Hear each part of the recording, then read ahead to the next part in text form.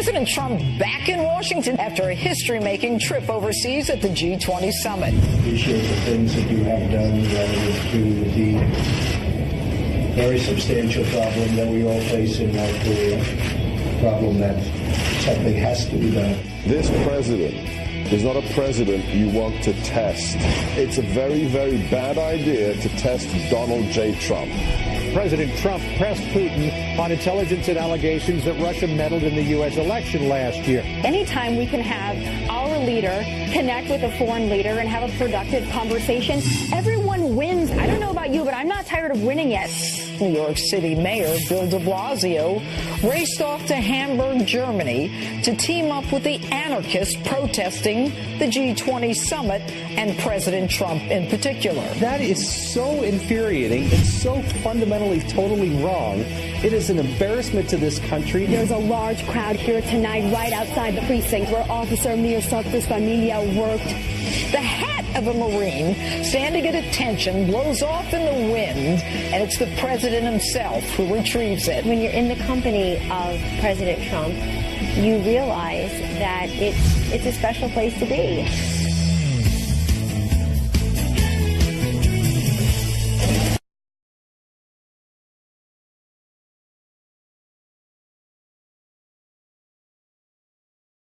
Welcome to Club 1211. This is a remix, but this is actually one of my favorite songs to get up in the morning to. Rather Be. Are you serious? Yeah, not this. This is the remix, which is fine. But the original song, if you're laying in bed and you have to get up for work, It's too much one of those 6 that a.m. just for me. Really? Like, yeah, really. You really like depressing Club songs. 1211. I don't want to be the club at 6 a.m. What? No. You wake up to depressing songs, though. I do. I prefer to start my day depressed, and therefore my whole day gets better and improves. He's the one American who still listens to Everclear. I do. I love Everclear. I also like to point out the fact that there are only 2 mugs on this table, and Abby, for some reason, never gets a mug anymore. Mug. Like, you don't even rate a mug. I know. I don't know why. What Which is I that? responded. Maybe I deserve Abby's it. getting a baby. Pete and I get mugs. I should have 2 mugs for myself. You should. We've got Todd back on the couch this Good to morning, meet you. who's wearing his Pug socks. We probably should have which are told camera. awesome. I'm wearing socks that have pugs on them, so at They're some very point cute. we can take a shot of that if you want. If not, it's all good. You know, it's always a competition on this show for who can have better socks than Pete. What do we have today? You might Mine have are won very today. simple. They're just that Minnesota? just the state of Minnesota on some red socks. Yeah. These are your favorites. Yeah, they are. I wear them a lot. They're not even, arguably not even clean. But, of course, the G20 summit has come to an end. President Trump and his team are now back at home at the White House. And, look, he is touting success. He says this trip was a win for America. This was a win for us. Very much so. So he sent a tweet yesterday saying exactly what you just said, Abby.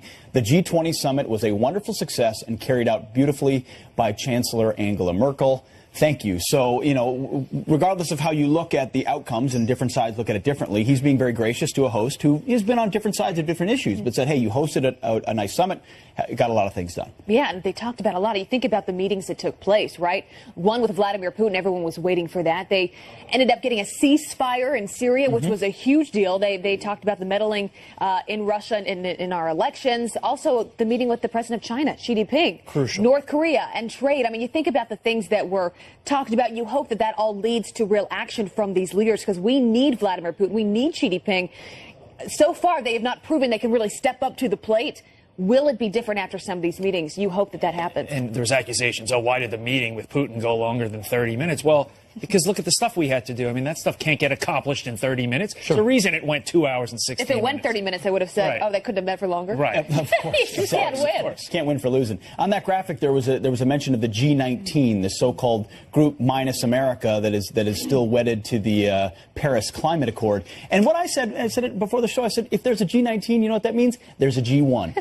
And the G1 is the United States of America, and that's the only person that President Trump represents. See, the left is going to, you're seeing some headlines saying the U.S. was left out, we were pushed to the side, we aren't leading anymore. And it depends on how you measure success. Is success international consensus without respect to national interest, or is it what benefits the United States the most? You know, the post-World War II order was forged by the West after winning World War II on security, on economics, on trade, and it benefited us. But there's a point at which that world order works against us. When other countries are freeloading, like NATO, unfair trade practices of dumping, wrong priorities on things like climate, open borders, that when well, bring new threats. So the President Trump saying, hey, we recognize this world order. It has benefited us in many ways, but we don't want our sovereignty undermined and our security threatened because of it. And we're not going to focus on things like climate change that aren't as important as, say, defeating ISIS. Well, and we hear that. The three of us go out on the country and go to these diners, and I hear all the time that's one of the main reasons they voted for President Trump, because they wanted to get back to America first. They wanted to get back to this idea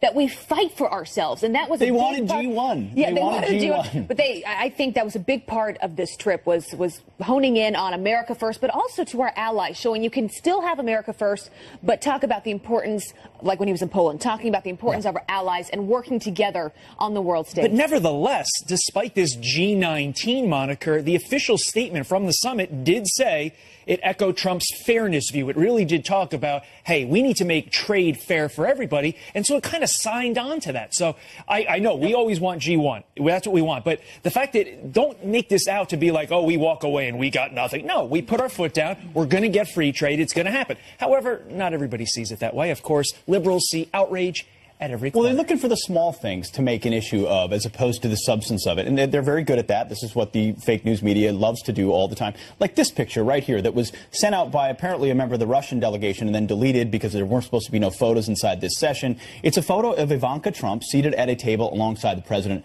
of China, the prime minister of the UK, Erdogan of Turkey, as part of the regular meetings that are happening. But if you listen to the left, it's a massive conflict. Yeah, look, it's a very fluid situation, these meetings, because you're in and out, you're meeting one-on-one with leaders, you're sitting down at these tables. So here are just some of the tweets that came out when people realized that it was Ivanka Trump that was sitting in place of the president. This is from Charles Blow for the New York Times, says, why the hell is Ivanka Trump sitting in for daddy at G20 meetings? What are her qualifications? Who voted for her? This is from historian Ann Applebaum, who says, because an unelected, unqualified, unprepared New York socialite is the best person to represent America national interests. Oh, thanks for that. And it keeps going. Keeps going. Yeah, women's rights activist Amy Siskin says this kind of thing happens all the time. I don't even want to read it. In dictatorships. But what was the topic in this meeting that Ivanka Trump was sitting in on? Well, it was women's issues. It was women's entrepreneurship in the global sphere. Details are also, in addition to that, Todd, a pesky thing. So the President Trump, why did he leave that particular meeting? To go meet with the premier, or the prime minister of Indonesia, the most Muslim-populated country in the world. Imagine if he had skipped his bilateral with the largest Muslim country in the world. It would have been President Trump shuns Muslim world for not holding the... No, he had a meeting. He went to the meeting. Someone sat in. This has happened with other administrations at meetings globally. Hillary Clinton did it for her husband. He gets to choose who sits at the table on his behalf. He made a choice, but the press is going nuts. Yeah, but you talk about her qualifications. I mean, this is someone who is very qualified. You look on her own right, someone who very well educated, who started a business of her own, who has really grown up in these types of environments, being around the table, whether it's these business meetings with her dad or now on the political stage. If I were Ivanka Trump, as she's doing, I say own that. You know, when she had that interview actually with Ainsley here on the show, and she said, I try to stay out of politics, I was thinking, I think she meant, I hate the politics of it, which a lot of us do. But I think what she should do is say, I am involved in this. I am a key advisor, and I do want to be part of the policy. And I think that's exactly what she's doing. So own it, because you're going to be criticized no matter what you do. Absolutely. She's in an incredibly important position. Well, so tweets were keep offensive. Doing it. Well, they're ridiculous. Those tweets were extreme. I mean, where did she go to college, Abby? She actually went to college where I went. That's right. Interesting. Yeah. University of Pennsylvania. So I'm not qualified at all to be sitting on this couch. No, never. Nope. But speaking of sticking out a little bit is another photo that came out that people have been pointing to. Take a look at this photo. You can't see it from this vantage point, but almost everyone there is wearing a pin. In fact, 19 people are wearing a pin, or plus spouses, that depicts the G20 summit, except for our president. Our president is wearing the red, white, and blue, our flag, on his lapel instead. A lot of people pointing out the fact that, hey, he's not there to represent the G20. He's there to represent the U.S. And there's outrage. People are angry that he's representing the U.S. He's the president. This guy is damned if he does, damned if he doesn't. Yeah. There's a real disconnect in this country between people that are really wanting America first and those that want us to be, you know, more like the rest of the world. Well, yeah, you know, you look at what's happening in places like Europe and you think, isn't there a reason why we are doubling down on our safety and things that we need to change in this country? And so goes America, so goes the world. I mean, it is leadership to cut against the grain. If you just go with the flow, with what the world's doing, say everyone's doing it, we're going to do it. That's not leadership, that's followership. So if you stand up and say, no, these are our best interests, we think the West is fading in ways that it shouldn't in the face of new threats, we're going to stand up to, that is the definition of leadership. And I think think a lot of capitals around the world are noticing that this president will stand up. Barack Obama wore a lapel pin at the G20, a U.S. one, actually, a couple of years ago. So it's been pointed out. But I bet the Democrats didn't criticize him then. No way they didn't criticize him. And did he do it to make a statement? Probably not. But President Trump, in this case, said, no, I'm going to make a statement. And I think this is exactly what the folks who voted for him hoped he would do. He would represent the citizens of the U.S., not citizens of the world. Look, when you come home from these trips, whether it was his first international trip or this one, you come home and you say, did we accomplish what we wanted? Do we have productive meetings with the most important leaders around the world that we need to work with? Yes. Did we represent the country in a positive way on the world stage? Yes. So you know what? The White House should be happy this morning. The American people should be proud. They are putting the country first. Yep, agreed. I like it. All right, we do have some other headlines I want to bring you this morning, starting with this one. Everyone's been talking about this. The mayor of New York City praising cops in Germany, where he jetted to protest at the G20 summit, while officers back here at home grieve one of their own without him. Bill de Blasio saying, quote, our right to protest is directly related to the fact that our police protect us. So help me by joining in applause and thanks for the police. Hamburg police feeling anything but love. More than 200 cops have been injured by violent protesters there. A third night of protests happening despite all the leaders already being gone. And Hawaii taking another swing at the president's travel ban. State lawyers now asking a federal judge to narrow the scope of the ban despite already getting rejected on a request to clarify the Supreme Court's ruling. The partially reinstated ban restricts travel from 6 Middle East countries for 90 days, with some exceptions for family members of U.S. citizens. And President Trump could soon deliver on another campaign promise to refill Guantanamo Bay with terrorists. Attorney General Jeff Sessions and Deputy AG Rod Rosenstein recently visited the prison. Sessions said earlier this year he sees no legal reasons not to send new terror suspects. Former President Obama promised Americans he'd close down that prison during his tenure, but failed to do so. That is some great news. And 2 congressmen are now fighting to make Charlie Gard's family U.S. citizens in order to save that little boy's life. Republicans Brad Wenstrup of Ohio and Trent Franks of Arizona are introducing a bill to grant them residency so the terminally ill baby can receive life-saving treatment. Of course, this comes as officials in Britain say they have new evidence about treatment options in the U.S. and in Rome after previously ruling Charlie's extremely rare genetic condition untreatable, and he should be taken off life support. We'll see where this one goes. Something moves quickly on that. Absolutely. Heartbreaking. All right. Well, could it be remembered as the G19 summit? All world leaders recommitting to the Paris climate deal, except for President Trump and the United States of America. Is he making the right move? Our next guest says yes. Plus, the latest debate taking place on Capitol Hill, it's not about laws. It's about the dress code. And this story was such a huge hit yesterday, we had to bring it back. This morning, you will meet the Navy vet behind the genius sales pitch that is going viral online. Buy a roof, get a gun. I almost wore that today. Oh, boy. It's close, yeah. It's a good thing you didn't.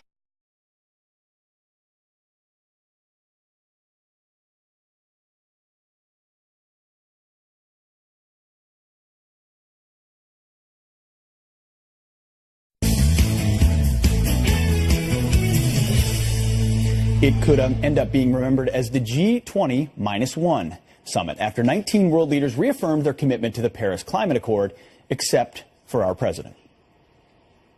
Like other world leaders here, I'm dismayed at the US decision to pull out of the Paris Agreement, and I've urged President Trump to rejoin the Paris Agreement.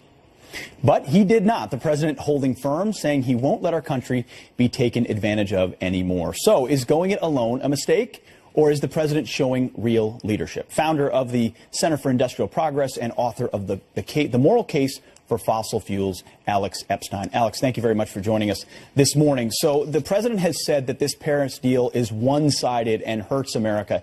Is he right to stand up as a G1 against G19 as he did? Yeah, absolutely. Sometimes in the world, there are very destructive fads that many world leaders accept. In the 20th century, we had socialism. Today, I think we have climate catastrophism, which sacrifices billions of people's access to affordable energy to this ideal of some perfect, mythical, unchanged climate. And I think Trump had a moral obligation to stand up both for Americans, but also for 3 billion energy-poor people throughout the world. So if you listen to leaders of other countries, they say America's being left behind. We're on the sidelines. Would you call it that, or would you say President Trump is showing leadership by sticking out from the crowd? Well, it's called the Paris Climate Accord, which is pretty vague. I think it should be called the Paris Poverty Plan, because all it really does is it makes energy more expensive. Instead of liberating every source of energy, including fossil fuels, including nuclear power. You have people who are making energy more expensive by taxing fossil fuels and who hypocritically oppose nuclear power and fracking, which are the two big ways of reducing CO2 emissions. Then, Alex, why do they like this accord so much? Well, if you look throughout history, a lot of movements like control over the individual. In the 20th century, it was collectivism, particularly socialism. And today, there's this idea that human beings left free are going to ruin the planet. So a lot of people like the idea that their power is somehow necessary for the planet and for humanity. Absolutely. You wrote the book called The Moral Case for Fossil Fuels. What is the moral case for those? The moral case is that if we really care about human flourishing, if that's our goal, not untouched nature, but human flourishing, we need to use more fossil fuels and not less, not because fossil fuels are perfect, but because the positives far outweigh the negatives and the risks of not using them are catastrophic. So it's similar to the argument for capitalism, that it has raised more people out of poverty than anything else. Yeah, I mean, I think capitalism as a system enables amazing things like fossil fuels and other forms of prosperity. But in general, you have this tendency to only look at the negatives of things that people don't like fossil fuels, and then to only look at the positives of things they do like solar and wind, which are called renewables, but which should be called unreliables. Great point. Well, Alex Epstein, thanks for your expertise. You got up very early for us in San Francisco. It sounds like you're in for the G1 as it pertains to the Paris Climate Accord. Absolutely. As well. You got it, Alex. Thanks a lot. Appreciate it. All right. President Trump and First Lady Melania both topping a new Fox favorability poll, while Democratic leaders struggle to stay afloat. Is it time for Dems to end the collusion resistance narrative? We'll debate that next. Plus, open borders George Clooney, he wants a fence. Why, George? Why can't we all just be free, together, borderless?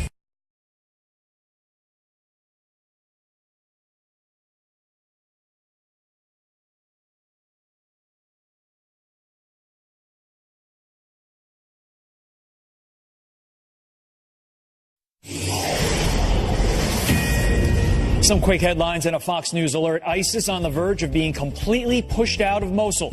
The Iraqi military says victory over the terror army is, quote, imminent.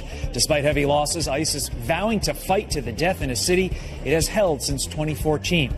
And a ceasefire in the Syrian civil war beginning just over an hour ago. President Trump brokering the deal with Vladimir Putin. The Pentagon touting the deal as a major step forward for both countries in the effort to destroy ISIS. Abby, over to you. Thank you, Todd. All right, First Lady Melania Trump making a big impression at the G20 summit, and here at home, a Fox News poll showing the First Lady and President Trump with rising favorability ratings, but top Democrats missing the mark among Americans. So is the Democrats' resistance strategy really working? Joining me now is the Blaze's Lawrence Jones and radio talk show host Jamila Bey. Good morning to both of you. Thanks for being with us. Hey, Abby. All right. So, Lawrence, you've been saying for a while, you've been warning Democrats that if you continue to resist, this is going to be the outcome.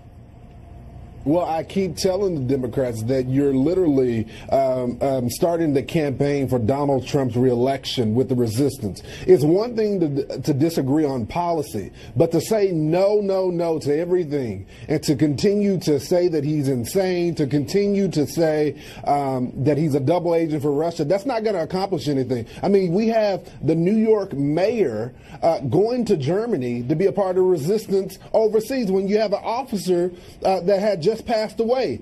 The Democrats need to main focus and regain their focus on a message and what they are for. Right. And Jamila, it's one thing if you are resist, and you're still winning elections. The Democrats have lost the last 4 elections in a row. So at what point do you wake up and say, maybe we need to start focusing on our own agenda, what we stand for? Well, I think that's what is happening now, to be honest. You know, we have to be very careful right now to go ahead and tick the W win box for this G20 summit. Perception carries a multitude, and the fact that the world is watching what's going on right now, the world got to see Donald Trump's little girl, Ivanka, sitting in for her daddy at the big table. That's not fair. That is absolutely fair. That's ridiculous. The world got to see world leaders talking around Donald Trump, not talking with him. Jamila? The world got to see Donald Trump not mention one point Jamila, though, is that North the way? Korea's Is that the way? Jamila, let me just jump in here. Let me just jump in here. Is this the way that women should be talking about other women that are certainly qualified? What she was talking about was women entrepreneurship. It was just for a brief moment when her father stepped away. And just to remind you, several places are reporting that Hillary Clinton sat in for her husband at one point in time at the G20 summit. Just to be fair. Absolutely. Hillary Clinton. And she has the experience to do so. Hillary Clinton had the credentials, was a practicing attorney, really had the same credentials, though, just like Ivanka. She was the first lady who had advanced degrees, who was a practicing attorey, who had legislative experience herself. Ivanka doesn't have a successful business. Lawrence, go ahead. Ivanka has had no legislative experience. All right, Lawrence. Hey, Lawrence, go ahead. The important thing here: why was North Korea not mentioned? Jamila, let's finish this topic. Let's finish this topic on Ivanka. Lawrence, go ahead. Okay. My issue is this. Ivanka is a successful businesswoman, and we're seeing the left attack her because she's a conservative woman. And I might note, the left could have a real opportunity to work with Ivanka because she's actually a little bit liberal on social issues. And they can take that opportunity, but instead they choose to discredit her like she's doing right now in this program and say she doesn't have an advanced degree or she's not credible to have these business discussions when she has a multi-million-dollar business. We would think that's what we want our young girls to see. Jamila, the point of this whole debate too. Jamila, the point of this whole debate was these poll numbers, right? And where these parties stand. And you look at the party leaders, Nancy Pelosi, Chuck Schumer. Why is it that they are down in the 20s at this point? I think there are a number of reasons. I think a lot of people on the left, which I research and report on, are tired of the status quo leadership. I think there are issues with Nancy Pelosi that the left is not able to capitalize on what are her strengths. I think that's to be seen after losing an election. Who is you guys? Forgive me. Democrats. What is the Democrats' message? Because you guys don't have one right now. It's just resist. Well, when you say you guys talking about Democrats talking about me, that's completely, I'm a journalist. I'm not carrying water for the Democratic Party. I report on the Democratic Party. So you guys threw me. Forgive me. The issue right now is that both parties, but we'll talk about the Democrats had this massive loss that many of them did not see coming. The Democrats what are you guys going to do? You guys, again, please. So what do the Democrats need to do? What the Democrats need to do? They have no bench right now, and that's a huge problem. The fact that you had the million women with their little pink hats on marching in Washington, D.C., and you have record numbers of women going to trainings to run for office and get on boards and be more politically active, that shows some interest in, taking these social issues and building around them. The point here, Abby, however, that I want to get back to... I'll let Jamila say the last thing, and then I'll let you jump in. This point that we need to make clear is that the world is looking at what is clearly nepotism. If Chelsea Clinton, with her Ivy League degree, sat at the big table when her daddy was in a meeting, you'd have heard much worse than you're hearing now. The world is looking at this, and this is not a good look. All right, Lawrence. Ivanka is a great businesswoman because her daddy could help her with his wealth to get into the, Lawrence, into her accessories business. Abby, I think it's clear. I just asked 3 times, what is the Democrats' message? And I think this shows you right now. Nobody knows the message. They rather talk about Donald Trump and his family and Russia, and somehow Ivanka shouldn't have a seat at the table when she's advisor to the president. They have no message. They don't know what to do in the next election. They rather resist. And as I said before, to begin this segment, Donald Trump will be reelected if they continue this narrative. You have to tell the American people what you are for, not just what you're against. Yeah, you know what? Let's throw it out to the American people. What do you think about this debate? What do you think Democrats need to do? Send us your email. At friends@foxnews.com. Jamila, Lawrence Jones, great to have you both with us. Thank you so much. Thanks, Abby. The debate will continue. Coming up, he is the ex-Gitmo detainee who admitted to killing an American soldier. And this morning, Canada's prime minister is defending the move to pay him millions. And she just cannot stay away. Hillary Clinton itching for a leading role in the midterm elections. We've got more on that coming up.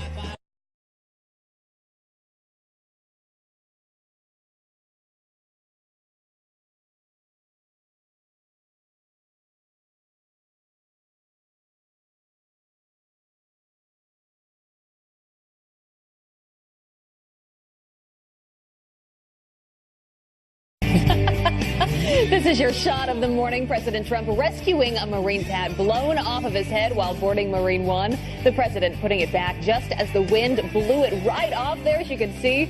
But the president persisted and went after it again before boarding. I love those moments because they're so real. Yeah, and it's cool. It shows a real respect for that Marine. I mean, we know this from the president and how he talks about our military and vets. But those small interactions are very revealing. But it also shows a realness of the president, as well, that he is not just some figurehead. He's out there for the American people, whether you're a service member or you're just one of us. You can't control the wind. No, you Even cannot. if you're president of the United States. And if you're that Marine and your hat flies off and the president's coming toward you, you're dying, right? You're freaking out. Because I know those guys are like, what do I do? What do I do? But he'll watch that video for the rest of